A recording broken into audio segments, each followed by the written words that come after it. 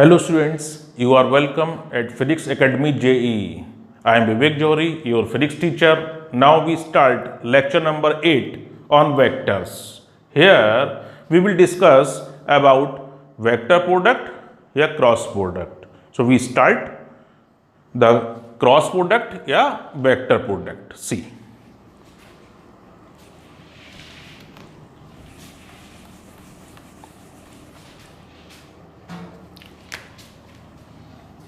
Heading is vector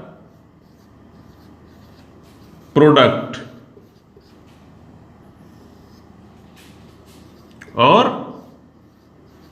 cross product, both are same thing.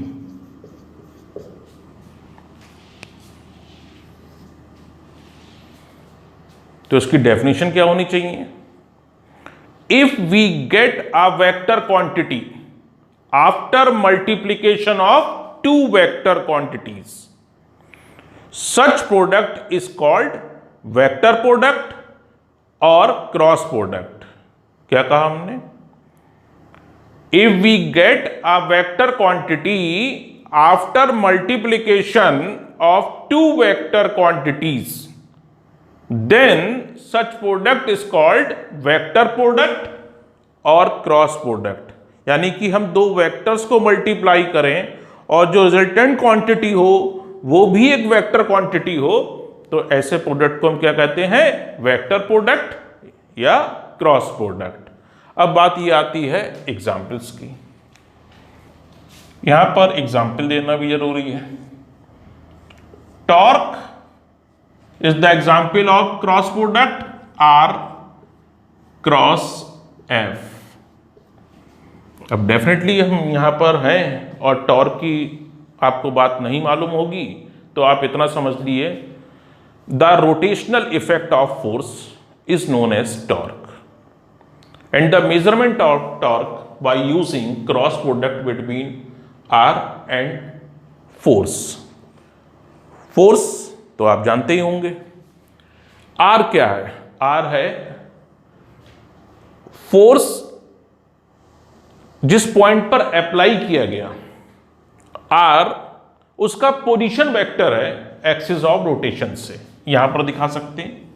ये मान लीजिए कोई बॉडी है जो पॉइंट ओ के अबाउट, ये नॉर्मल एक्सिस है, रोटेट कर सकती है.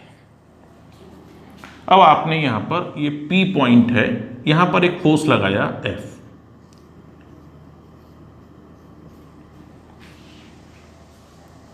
अब आपने ये फोर्स यहां अप्लाई किया, लेकिन ये बॉडी को रोटेट करना है ओके अबाउट. रोटेशन कैसा होगा? ये रोटेशन होगा आपका एंटी क्लॉकवाइज. और आर कहां है? This R is position vector of P with respect to O. अब आप देखिए कि जितना डिस्टेंस ये ग्रेटर होगा उतना ही टॉर्क की वैल्यू ग्रेटर आएगी. फिलहाल यहां पर ये डिस्कशन का पॉइंट नहीं है. आप इतना समझिए कि टॉर्क एग्जाम्पल है क्रॉस प्रोडक्ट का, और टॉर्क इज इक्वल टू होता है आर क्रॉस एफ. इसे क्रॉस लगाकर रिप्रेजेंट करते हैं. क्रॉस प्रोडक्ट को ये सिंपल मल्टीप्लाई नहीं है, ध्यान रखिएगा, क्रॉस लगाकर रिप्रेजेंट करते हैं. और एक बात और ध्यान रखिएगा, आप इसे एफ क्रॉस आर लिखेंगे तो ये एग्जाम्पल आपका सही नहीं होगा, गलत हो जाएगा, क्योंकि A cross B, B cross A के इक्वल नहीं होता है. तो यहां पर torque is equal to R cross F. दूसरा एग्जाम्पल, एल क्या है? Angular momentum. ये भी आगे आएगा. पी क्या है? Linear momentum.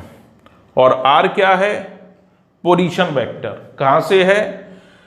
लीनियर मोमेंटम जिस भी पॉइंट पे देखा जा रहा है एक्सिस ऑफ रोटेशन से, उस पॉइंट का क्या पोजीशन वेक्टर है? उसका ये पोजीशन वेक्टर बनेगा. किसका? जहां पर आप पी की बात कर रहे हैं एक्सिस ऑफ रोटेशन से.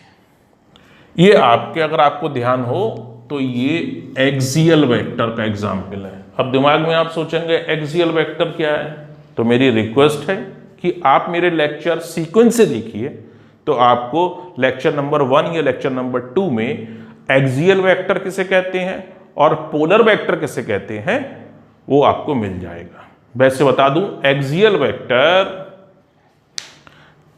वो वेक्टर जो रोटेशनल इफेक्ट प्रोड्यूस करते हो, लेकिन उनका डायरेक्शन एक्सिस ऑफ रोटेशन के अलोंग हो, यानी कि टॉर्क जो इफेक्ट देगा उससे बॉडी या तो एंटी क्लॉकवाइज रोटेट करेगी या क्लॉकवाइज, लेकिन इसका डायरेक्शन इस एक्सिस के अलोंग होगा।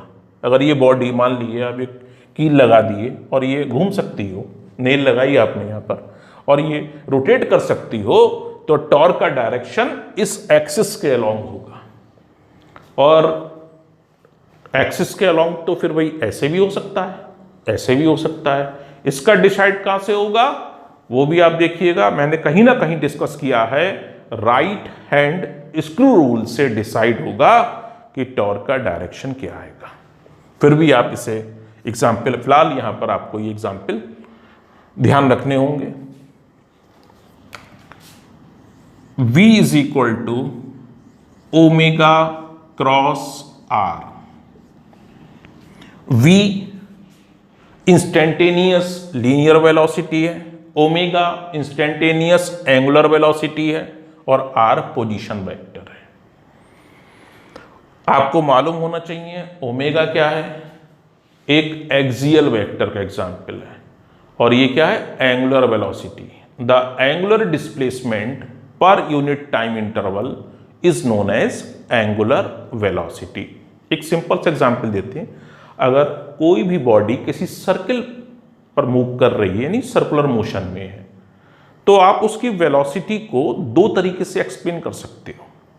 एक लीनियर वेलोसिटी जिसका डायरेक्शन हमेशा टेंजेंशियल होता है, और एक दूसरी होगी एंगुलर वेलोसिटी, क्योंकि सर्किल में रिवॉल्यूशन करती हुई बॉडी एंगल भी सबटेंड करेगी, और कितना एंगल पर सेकंड उसने स्वेप किया ये कहलाएगा आपका एंगुलर वेलोसिटी। और एंगुलर वेलोसिटी एक एक्सियल वेक्टर का एग्जाम्पल है, इसको हम सर्कुलर मोशन में डिस्कस करेंगे।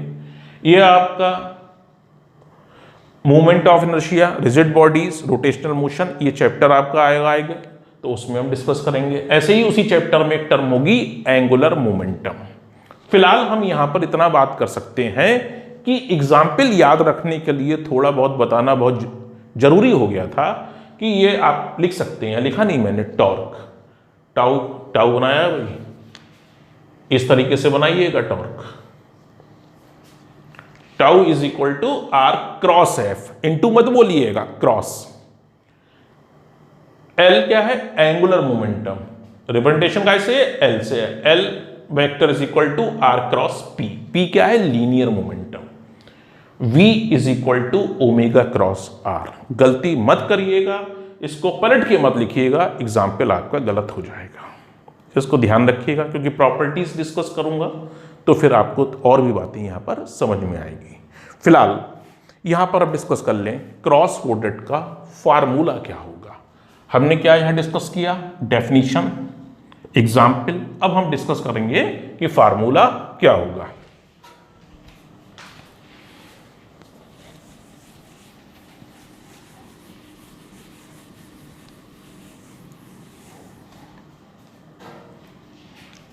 देखिए ये वेक्टर है ए,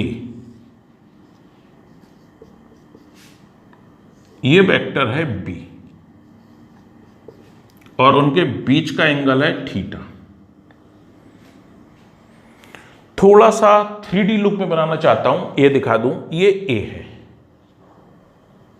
और बी किधर है, ये, तो ये इस प्लेन में बन रही, ये ए और ये बी। ये बोर्ड के प्लेन में नहीं है, तो चाहो तो आप शेडेड थोड़ा सा दिखा सकते हो ताकि 3D लुक दिखाई दे। ए क्रॉस बी का डायरेक्शन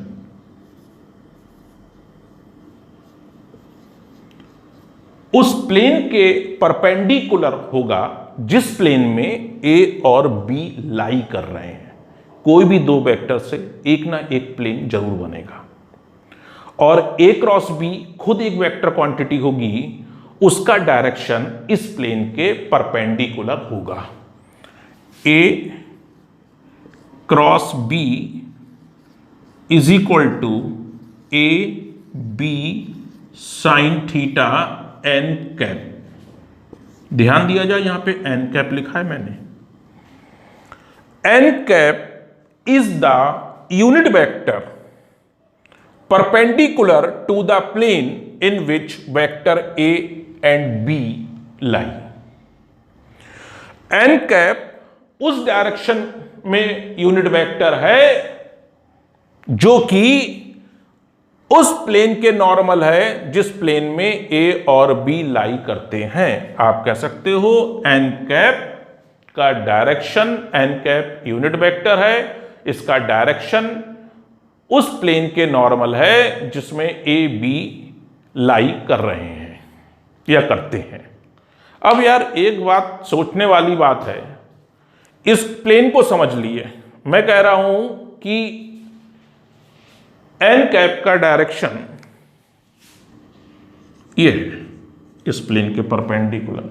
अब यार प्लेन का परपेंडिकुलर तो ये भी होता है और परपेंडिकुलर ये भी होता है, तो इनमें से कौन सा है ये कैसे डिसाइड होगा? तो आपको आगे फिर एक सेंटेंस लिखना होगा, the direction of A cross B और एन कैप, चाहे एन कैप का डायरेक्शन निकाल लें या ए क्रॉस बी का, क्योंकि ए क्रॉस बी का डायरेक्शन एन कैप के डायरेक्शन में ही होगा।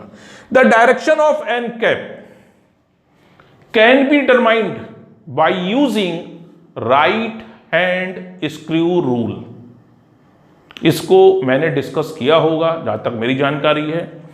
जितने लेक्चर यहां पर आपके, ये लेक्चर नंबर 8 है, तो आप देखिएगा कहीं ना कहीं मैंने राइट हैंड स्क्रू रूल को एक्सियल वेक्टर में डिस्कस किया है। अगर उसे देखोगे आप ये तो आपको बहुत आसानी समझ में आ जाएगा इसको रूल।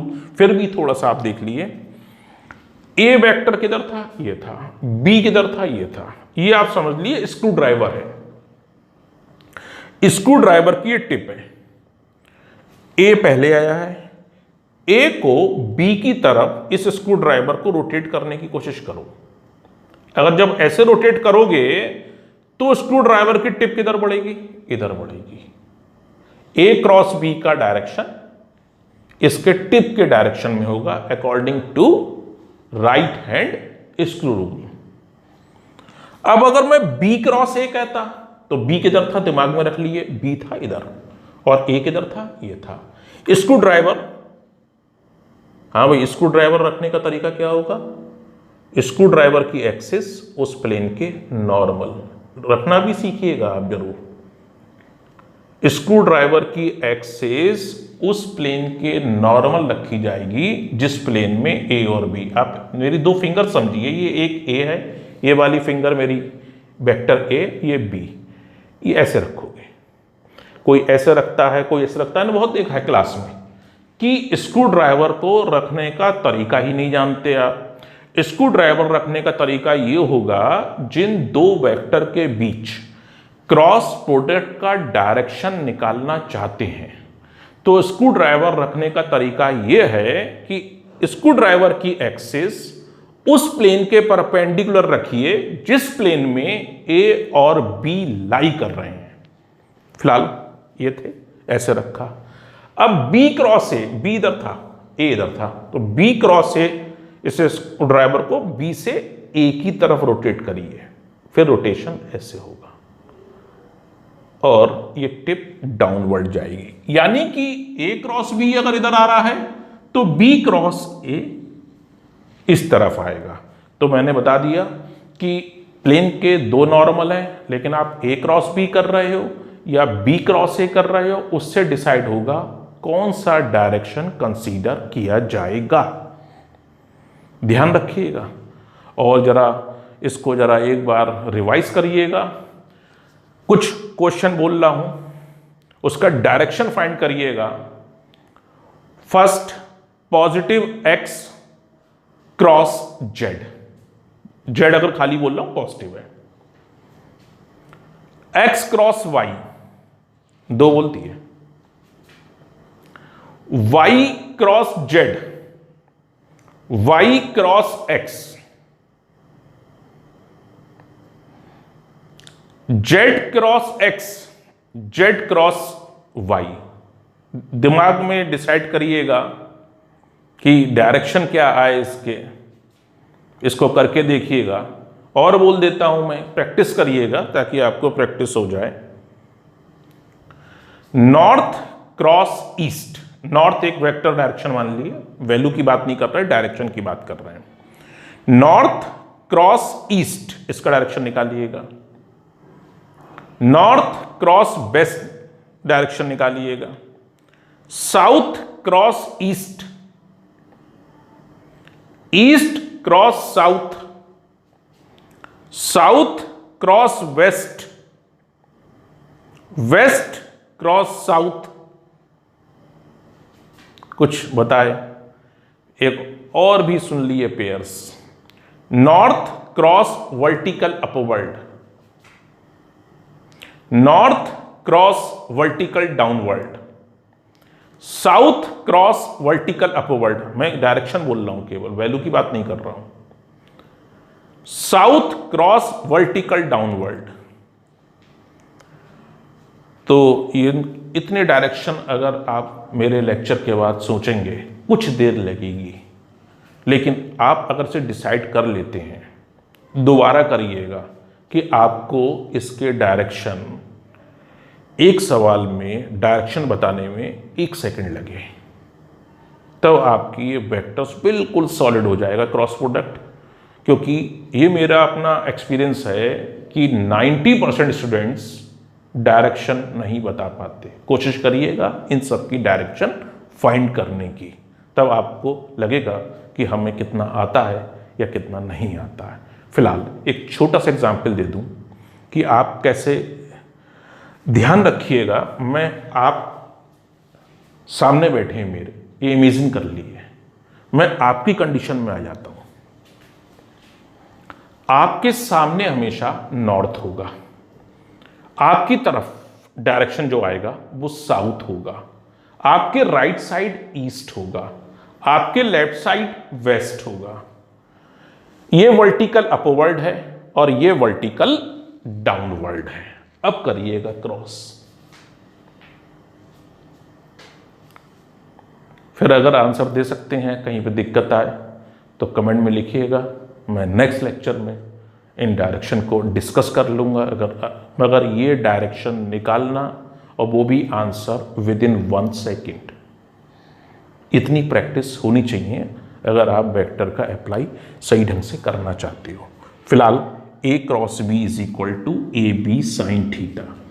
ये मैग्नीट्यूड वैल्यू वैल्यू वैल्यू, ये इतनी हिस्सा वैल्यू है, इतना हिस्सा यूनिट वेक्टर है, तो टोटल क्या बन जाएगा? वेक्टर बन जाएगा। कुछ बच्चे इसको लिख देते हैं A cross B is equal to A B sine theta. अगर थोड़ी भी मैथमेटिक्स या थोड़ी भी वेक्टर का कंसेप्ट क्लियर है तो ये स्टेप गलत है, क्योंकि आप देखिए इसके राइट साइड में केवल वैल्यू है, जबकि इसके राइट साइड में एक वेक्टर क्वांटिटी है, तो ये बैलेंस नहीं हुई। ए क्रॉस बी पर अगर मैं मॉड लगा दूं, यानी मुझे वैल्यू चाहिए, तब ये ठीक है, तब ये सही है। तो आपको करीब आंसर शीट में लिखने का तरीका भी आना चाहिए। भाई आप लिख क्या रहे हो? लेकिन ऐसी गलती मैंने देखी है कॉपी में, और ऐसा नहीं है कोई 1 या 2 लोग करते हैं, काफ़ी परसेंटेज है ऐसी मिस्टेक की। तो आप इस तरीके की मिस्टेक मत रखिएगा अपनी कॉपी में, आंसर शीट में इस तरीके की गलती ना हो। अब हम आगे बढ़ते हैं प्रॉपर्टीज पर। अभी तक हमने आपको बताया कि वेक्टर प्रोडक्ट क्या होता है, क्रॉस प्रोडक्ट क्या होता है, प्रॉपर्टीज। पहली प्रॉपर्टीज अगर पहली प्रॉपर्टी की बात करें, पहली कोई सी हो सकती है, तो नंबर अपने हिसाब से है भाई, जो आपको अच्छी लगे वो पहली कह दीजिएगा। Vector product is anti commutative, A cross B B cross A के बराबर नहीं होता है, A cross B minus B cross A के बराबर होता है।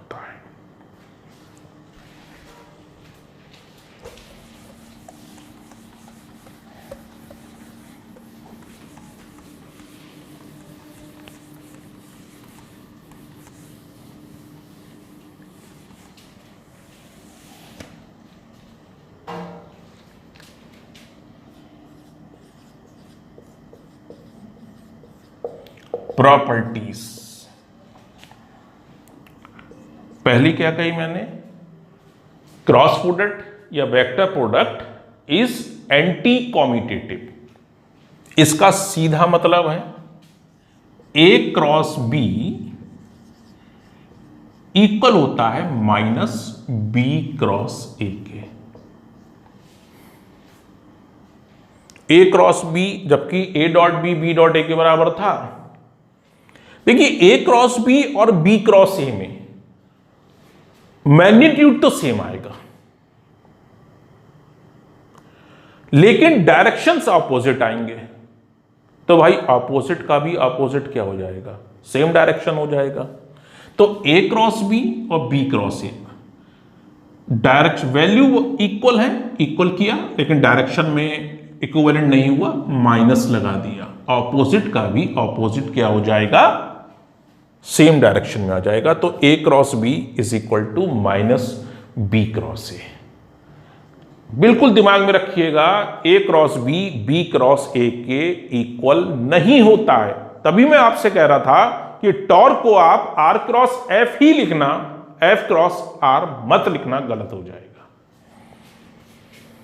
Second, it is cross product, it is on the cross product is distributive over addition. A cross B plus C is equal to A cross B plus A cross C। वैसे अगर आप थोड़ी सी और अपनी बुक को देखेंगे तो ये आप प्रूव भी कर सकते हैं। एक सेंटेंस जरूर लिखिएगा, सेंटेंस नहीं लिख रहा हूं मैं, यहां पर बोल रहा हूं। तो अगर आप असाइनमेंट कंप्लीट कर रहे हैं तो कम से कम मेरे सेंटेंस को सुनिएगा और यहां पर लिखिएगा। तो A cross B plus C इस तरीके से डिस्ट्रीब्यूट हो जाएगा। Third, A cross B is equal to zero. यार जीरो भी कहते हैं, सही इसका नाम जीरो वेक्टर हुआ, लेकिन सिंपली आप जीरो से भी लिख सकते हो, जीरो वेक्टर या जीरो, सिंपली आप इसे जीरो भी लिख सकते हो। इस जीरो पे चल जाता है वेक्टर लगाया या नहीं लगाया। अब वैल्यू नहीं है यार, और ना ही उसका डायरेक्शन आप डिटरमाइन कर सकते हैं, तो लिख ही दो उसको जीरो। ना तो इसका जीरो वेक्टर या नल वेक्टर किसे कहते हैं, वो वेक्टर जिसका मैग्नीट्यूड जीरो हो, और साथ ही साथ क्या बात थी कि हम इसका डायरेक्शन फाइंड नहीं कर सकते। कारण क्या था मेरे, ये बात मैंने डिस्कस की थी, जो आप 1 2 3 4 शायद थर्ड लेक्चर में होगी, तो जरूर याद करिएगा और जरा इसको कि आखिर हम नल वेक्टर का डायरेक्शन फाइंड क्यों नहीं कर सकते इसको। दूसरी बात, स्क्रू देखना हो, राइट हैंड स्क्रू, वो भी लेक्चर आपके 3 में आपको मिल जाएगा। फिलहाल ए क्रॉस बी जीरो कब कब हो सकता है, यहां कंडीशन लिख रहा हूं, ए जीरो हो जाए या बी जीरो हो या थीटा, उन दोनों के बीच का एंगल है ये 0 डिग्री चलेगा और 180 डिग्री भी चलेगा। तो कहीं एक नंबर का 1 मार्क का क्वेश्चन आपके पास आ जाए कि the cross product of 2 TWO2 non zero vector can give the result 0? Yes, if both are in same direction parallel और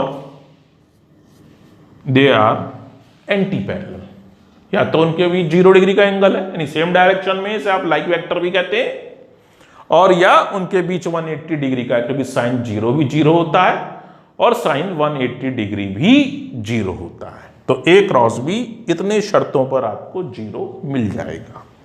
फोर्थ, ए क्रॉस बी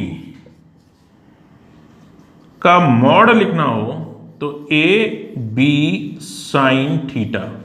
बोले सर एन कैप कहां गया? दिमाग में लगाओ, एन कैप क्या था? यूनिट वेक्टर था। अगर मॉड लगा दोगे तो आपको वैल्यू चाहिए होगी, कितनी होती है? 1। तो 1 मल्टीप्लाई में कितनी बार लिख लो, कोई फर्क नहीं पड़ता। तो ए क्रॉस बी का मॉड होता है A B sine theta. A क्या है? वेक्टर ए का मैग्नीट्यूड। बी क्या है? वेक्टर बी का मैग्नीट्यूड। और थीटा क्या है? Angle between vector A and vector B. तो इस लेक्चर में फिलहाल यहीं तक रखते हैं। नेक्स्ट लेक्चर में और भी प्रॉपर्टीज हैं, डिस्कस करेंगे। अगर ये कंपोनेंट्स की फॉर्म में है तो उसका क्रॉस प्रोडक्ट की वैल्यू कैसे निकालेंगे, इसको डिस्कस करेंगे। तो अभी 2 लेक्चर और थ्योरी के लगेंगे, तब जाकर इसकी थ्योरी कंप्लीट होगी। और इस थ्योरी को कंप्लीट करने के बाद मैं और लेक्चर आपके एरर्स पे, इसमें प्रॉब्लम, कुछ बच्चों ने कहा है मुझसे कि सर डिफरेंशिएशन और इंटीग्रेशन पे वीडियो लेक्चर आप बना दीजिए, तो मैं कोशिश करता हूँ कि इसको कंप्लीट कर लूँ और उसके बाद मैं आपको प्रॉब्लम्स पे डिस्कस करूँगा। क्योंकि पहले सीख लो, अगर सीखा हुआ है तो प्रॉब्लम सॉल्व करना कोई बहुत बड़ी चीज़ नहीं है।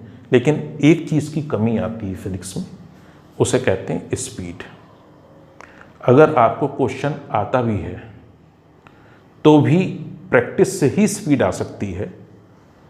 इस मैकेनिक्स में स्पीड निकालने के लिए आपको एक वास्ट प्रैक्टिस चाहिए। अगर आपको ऐसा लग रहा हो कि सर गलत कह रहे हैं, तो कोई सा टेस्ट पेपर उठा लीजिएगा ऑब्जेक्टिव, उसको उतना ही टाइम फ्रेम में करिएगा, तब आपको समझ में आएगा कि आप कितने क्वेश्चन सॉल्व कर पाए हैं। तो फिजिक्स में स्पीड निकालने के लिए एक अच्छी खासी प्रैक्टिस चाहिए। आप बुक को पढ़िए, एनसीईआरटी सॉल्व करिए, उसके एग्जाम्पल प्रॉब्लम करिए, एससी वर्मा करिए, बुक टाइम है। और अगर आप बिल्कुल सही तैयारी कर रहे हैं तो आप इसमें और भी बुक हैं जो कर सकते हैं। आर्यन की पूरी सीरीज आती है, डीसी पांडे जी की, उसे भी सॉल्व कर सकते हैं। लेकिन कितना टाइम है, आप कोई सी करिए, एक बुक करिए। अगर आपका केवल मेन का ही ऑब्जेक्टिव है तो आप कोई सी भी एक बुक प्लस एनसीईआरटी आप सॉल्व कर सकते हैं। सॉल्व के साथ कमांड करना बहुत ही ज़रूरी होता है। तो इसको करिए आप और याद करिए। कल मिलते हैं। अगर लेक्चर अच्छा लगा तो उसे शेयर करिएगा, सब्सक्राइब करिएगा। तो अगले लेक्चर में मिलते हैं। Good bye.